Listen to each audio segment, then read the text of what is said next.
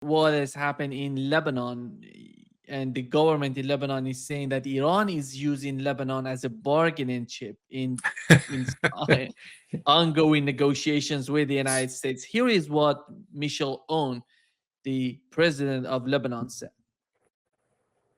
Country, it's our country. It's our obligation. It's not your job to interfere into our country. I reject this statement totally because our people being killed, our houses being destroyed. They are using Lebanon as a bargaining chip in their negotiation with the United States. It's unacceptable. And here also, Hezbollah must understand that.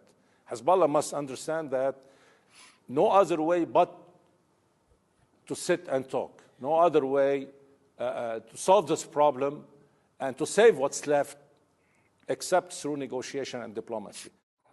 Yeah, what amazes me that he's talking Hezbollah, that while the name, the correct is Hezbollah, and he's the president of Lebanon. Well, he's a figurehead. He's a client of the United States. We put him in. Lebanon has always been that way.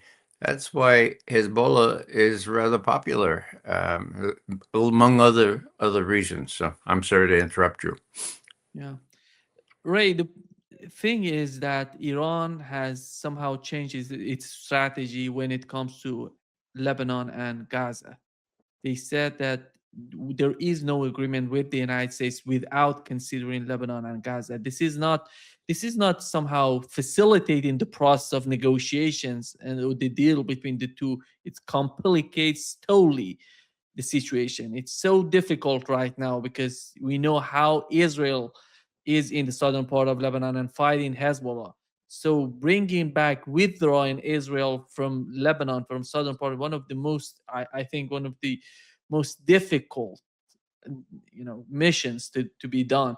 But after all, when they're talking about Iran is using Lebanon as a bargaining chip, what is in their mind and why are, and just moments ago, before coming to this live, Ray, we've learned that the Israelis killed a Lebanese army brigadier general, captain, and a soldier by drone. And they said that was an accident. This is the way it is right now in Lebanon. They can kill each and everybody. Own came out and he posted on X and said just condemning what Israel did, but they have nothing to do. They cannot retaliate. They cannot do anything. This is Hezbollah fighting back. Without Hezbollah, there would be no force in Lebanon to fight back. Go ahead and your understanding of that. Well, I'll just reiterate that Own is not his own man, so to speak. He looked rather frazzled, didn't he? He looked sort of a little bit worried about what's going to happen to him because he's expendable. Let's face it, the U.S. could interchange him as they do regularly with Lebanese high officials.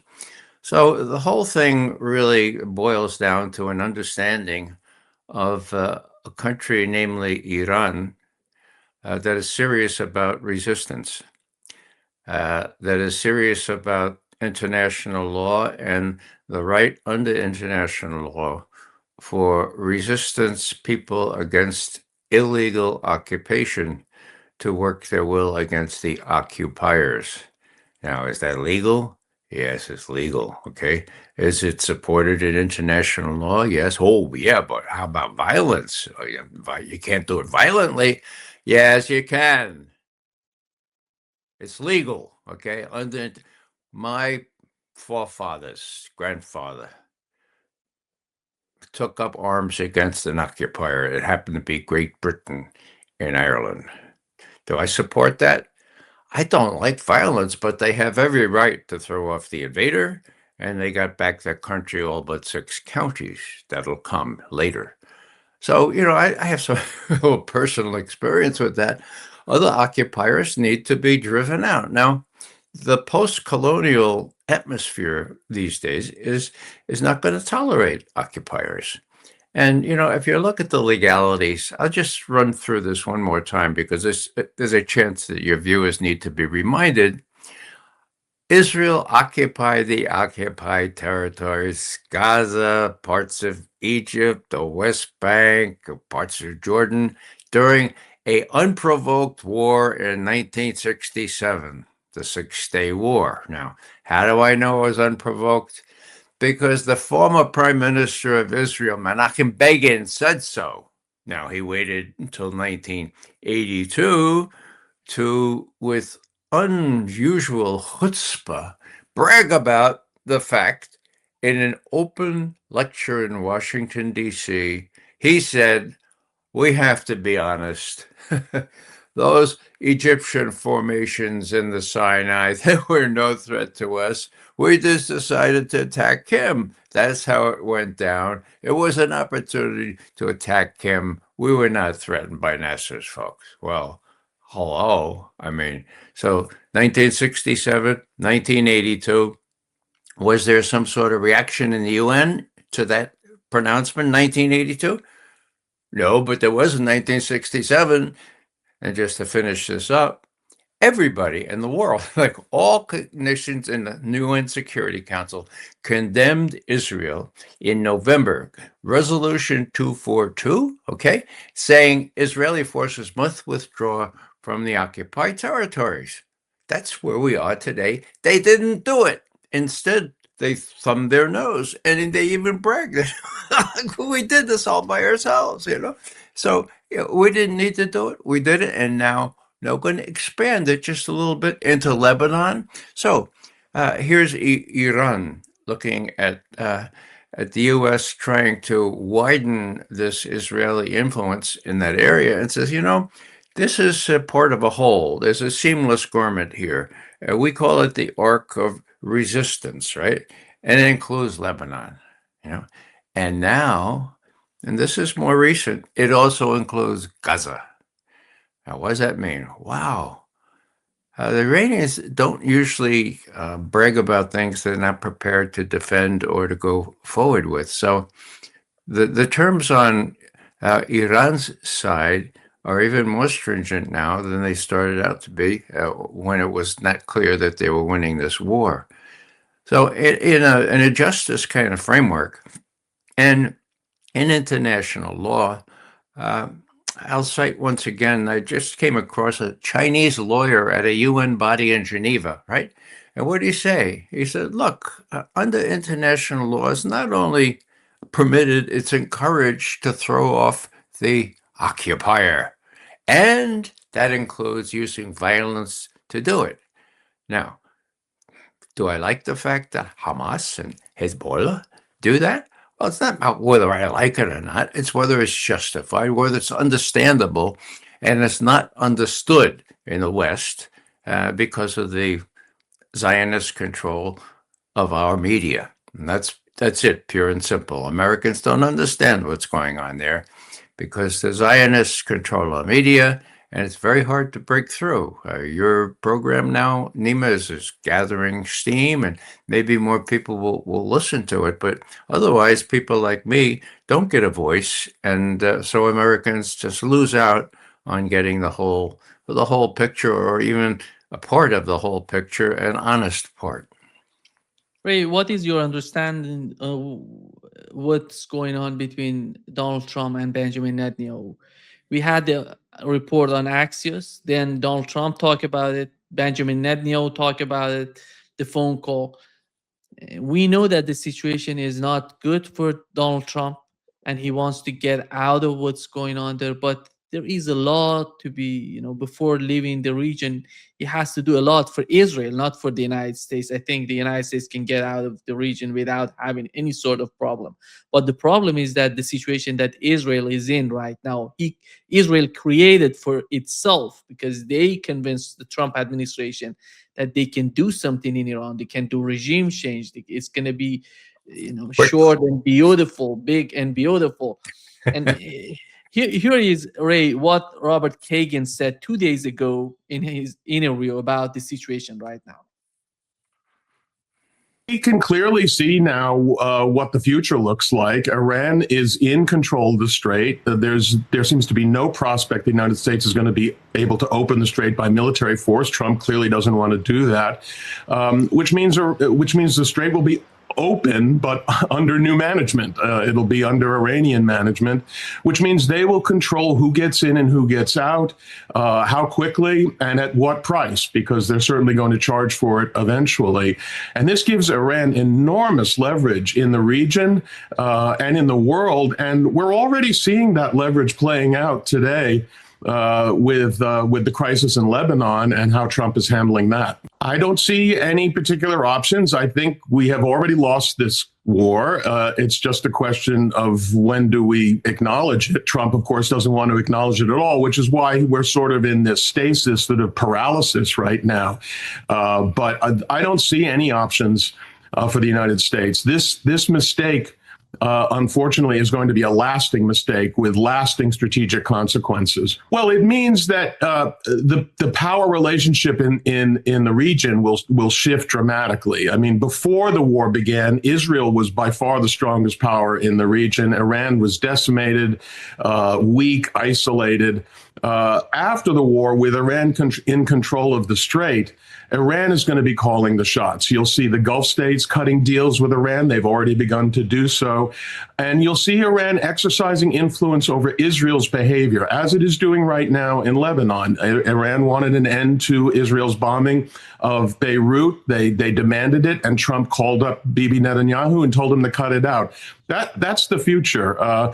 Israel's going to find itself tremendously isolated. Iran is going to be in a position to have leverage over countries as far away as Japan and Korea, who are, of course, utterly dependent on access to the energy supplies of the Gulf, which Iran will be able to control that access. Yeah. Ray, we had the phone call. I get back to the phone call and the assessment of Robert Kagan. How do you put these two together and the way that Donald Trump is trying to communicate with Benjamin Netanyahu? Well, with respect to Robert Kagan, and with all due respects to rats, there's a rat jumping off a sinking ship. Why didn't he say this before this? Why didn't he weigh in and not encourage the United States of America to get involved in wars for Israel? The first big one was in Iraq, and Kagan and his folks were the ones that persuaded Bush and Cheney to do that. I mean, I almost got sick listening to him. Yeah, that the situation has changed, but it's partly your fault. I won't use the adjective I'm just thinking of. So, yeah, it's really complicated, isn't it? Here, Trump shows that he's aware, he's able to restrain Netanyahu from obliterating Beirut, pardon the term. Okay, that's good. But is he able to stop Netanyahu from what he's doing in Lebanon? I don't think so, but I think maybe Iran can. Because, as you know, the Iranians have threatened to, look, if this doesn't stop, then northern Israel is going to be subjected to our missiles as well. And Iran has that capability. So I just get sick listening to Kagan and those people who are largely responsible for all this stuff, who would never contradict what Mossad says. Oh, it's going to be a piece of cake. Or as in Iran, one big Zionist said it would be a cakewalk. Okay, so now we have a cakewalk. Now we have a piece of cake. BS. It's not going to be that. And the Iranians now are in a position to face down Trump. Kagan admits that, and so the reality in the world has suffered another tectonic shift. The first one being Russia and China being so close together. And now this one where Iran has come out on top and Trump is in a really delicate place. Now, if Beirut or if Lebanon continues to be subjected to Israeli attacks, I have full confidence that Iran will work its will against the Israelis in northern Israel. They have the capability, and the Israelis know that. So why? Why is it that Trump is unable to make a reasonable decision and say, look, you know, maybe he did. Maybe he said with those F words and the other words he used, according to Axios, maybe he said, look, no more, stop it, you know? Now, is that gonna stop? It won't stop until we stop giving Israel military aid, okay? Are we gonna do that? Well, doesn't look like. Not only that, we're meshing the Israeli and the American army together, for God's sake. So he's got people, that is, Trump has people in Washington, in Congress, in APAC, and he's got Netanyahu, a slippery guy, to deal with. And I will add just one extraneous but pertinent element I would suggest, and that is Epstein. I think Netanyahu has tapes, videos, whatever, that could embarrass Trump and perhaps his wife, so that they could no longer function at all. That's blackmail. The Israelis are not above blackmailing people. As a matter of fact, well, I won't go on any longer. That's the Lebanon thing. And the last thing I'll say is that this arc of resistance is not only based on international law, including the use of armed struggle, but it's something that the Iranians take really seriously in a kind of edifying way for me, you know? I mean, if I were, if a realpolitik guy and I was an American and putting myself in the Iranians' place, I say, well, for God's sake, let Lebanon deal. Let those guys in Lebanon figure it out for themselves. We got a deal here. We don't have to include Lebanon. Well, it's a principled position here that has to do with resistance. And as I say, resistance is something I know a little bit about from my history, and you do too, Nima. So in a way, resistance should be applauded and not criticized. Ray, what is your assessment of the acts of resistance today to what it was? Because one of the points that Robert Kagan was mentioning, that Iran has come out of this war stronger than it was before. And when it comes, I see not only the case of Iran, I see the acts of resistance. My understanding is the acts of resistance, because Yemen, when they were talking about bombing the Dahia, the southern part of Beirut, we've seen that the Yemenis and Sarla coming out saying, if they do that, we're going to respond to Israel. It's not just about Iran. We're going to be part of this as well. You see some sort of unity within the axis of resistance, because they want to, if they don't do it, I think the only force can, as you mentioned, is not the United States under the Trump administration doing this. It's about the axis of resistance, how they're changing their strategy. Because if they don't do it, Israel gonna do whatever they did so far in Gaza, the bombing, destroying, genocide in Gaza, in the West Bank, and they're going to continue with the same thing. This is the duty of the acts of resistance right now. That's why they're changing their strategy. What is your understanding, assessment of that? Bob El Mandab Strait. So one might say, if one were a poker player, Iran has a straight flush, it's got two straights, right? Yeah, that is really something I'm glad you brought up. The Houthis, of course, part of this arc of resistance. And actually, if memory serves, just 2 days ago, one of the Iranian spokespersons said, okay, yeah, we're throwing not only Gaza in, but, we can get that strait closed right quick. What would that mean for Saudi oil? What would that mean for that would make the problem with the world economy about 1.5 times greater. So, talk about cards. Here's Trump saying they have no cards. They got all the cards, and Trump doesn't have any.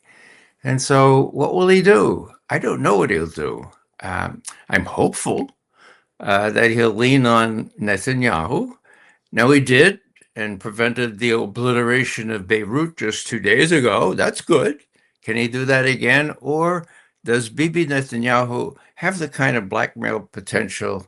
And do the people in Washington and APAC and Congress have that kind of power? You know, when you look to simplify the equation, I go always back to Joe Kent, the Deputy National Intelligence Director for Counterterrorism. And when he quit and wrote a very nice letter to Trump, whom he had admired over the years, okay, he says, look, I quit, and I want you to know why I quit. There was no imminent threat to justify this attack on Iran. And it was done simply because the Israelis and the Israeli supporters in the United States, the lobby, required it. So I quit. And then 2 weeks later, he says, look, you're trying to do a deal? The only way you can get a deal is if you stop military supplies to Israel. That's it, folks. Forget about anything else. And that would do it. Now, instead of that, well, we know what's going on in Congress. Those people are bought and sold by the lobby. So, I don't end, well, Trump got himself into this damn fix himself, of course, listening to these very clever Israeli intelligence officials from Mossad who did a really good PowerPoint presentation among, well, Trump and his advisors. And his advisors, I have to say this, his advisors didn't say squat. They sat there, right? They were unwilling to say there's a lot of BS, right? Oh, wait a second now, Ray. Oh, the next day, when they called up Maggie Haberman from the Washington Post, who's writing a book on all this, then they told Maggie how strongly they dissented for how stupid idea it was. Yeah, right. The day after. So we got a bunch of cowards in place. We got Pete Hegseth, who is not a very balanced person, if I could put it that way. And they have Trump's ear. The more so, Marco Rubio, he is the funnel through which all intelligence goes to the president. That's the way it works. That's the way it used to work. It always works that way. National Security Advisor, which Rubio is, in addition to being Secretary of State, he controls all the information that goes to Trump. So just think what's going to happen in Cuba, among other things. Think how misinformed the president is and what it would take to disabuse him of the notion that he can act independently and bring the Israelis to heel, as he has shown a willingness to do just recently, 2 days ago, in preventing the outright bombing of Beirut. So there are these little wisps in the wind. Could he do that? Yes, he could do that. Will he do that? Well, he hasn't been able to yet. Maybe the world will come into the picture here and say, look, for God's sake, we're going to have a worldwide depression. It's going to affect you guys in the United States. And maybe that will work. I'll say one more thing. People say, what about the midterm elections? Now, Nima, and I wasn't alone in thinking this, that I thought that the last thing that Trump could be persuaded to do is start a war, let's say in February or March or April. They could never win, partly because of the midterm elections and partly because the Iranians will probably close the Strait of Hormuz, Well, I was right about the last part, Yeah, but he this did it was anyway. a logical assessment on your part. So, right, yeah, all the reasons why you would do this. Well, so that's the key here. And, I used to write and actually deliver one-on-one the president's daily brief. I did that for the first 4 years of the Reagan administration, 81 to 85. So I try to put myself in the position of the presidential daily briefer now. Oh, who is that? Oh, that's that woman who's the National Intelligence Director. What's her name? Tulsi Gabbard, right? Oh, but just till January 30th. And then who comes in? Some cluck who used to run the financial housing agency or something with nothing to recommend himself and he'll be acting for as long as they're allowed to have it. So is Trump going to get some good intelligence of the kind that back in 2007 actually played a huge role in preventing war against Iran? Huh? You know that story. Is he going to get that kind of intelligence? Well, John Radcliffe's not going to give it to him. Maybe somebody can, well, veteran intelligence professionals for sanity can try to wheedle in some real analysis. But the thing is constipated, right? And the sphincter, if the anal sphincter is Rubio, and that's one of the nicer things I would call him. The only thing, just talking about Rubio, Putin had an incredibly interesting Q&A for 2 hours on the 4th in connection with the Petersburg summit. And it was remarkable. And there's nothing in what he said that I would quibble with, that I would say, no, that's not right, except one thing. And that he referred to Rubio as a statesman. That's diplomatic language. I would say, Vladimir Vladimirovich Putin. He ain't no statesman. He's an anal sphincter.